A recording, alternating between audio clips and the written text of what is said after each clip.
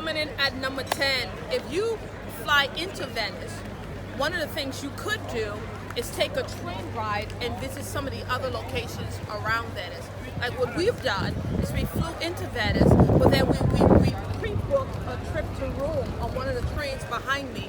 So we went into Rome. You can go into Rome, you can go into Florence, you can go into Milan, you can go into all these other, I forget what they call that combination of places, but you can go into all these other locations around about Venice by train ride. And a lot of the train rides are cheap. If you buy the tickets a week in advance, you can get the tickets as cheap as $25.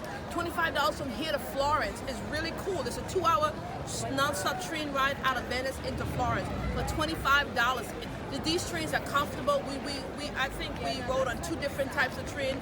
We rode on Italo, and I forget the other train we rode on, but it was amazing. So when you're planning to come to Venice, if your trip is going to extend more than 5 days, you may want to consider incorporating a trip outside of Venice by train to another location.